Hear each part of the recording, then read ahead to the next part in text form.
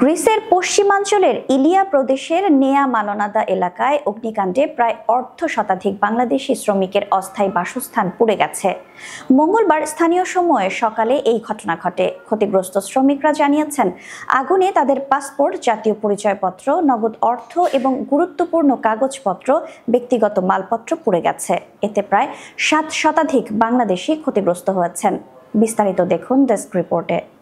স্থানীয়রা ধারণা করছেন, রান্নার কাজে ব্যবহৃত চুলা থেকে আগুনের সূত্রপাত হয়েছে, যা দ্রুত পাশের পাড়াগুলোতে ছড়িয়ে পড়ে। ফায়ার সার্ভিস দ্রুত ঘটনাস্থলে পৌঁছালেও বেশিরভাগ ঘরবাড়ি পুড়ে ছাই হয়ে যায়। ভুক্তভোগীরা এখন খোলা আকাশের নিচে রয়েছেন এবং জরুরি সহায়তার প্রয়োজন।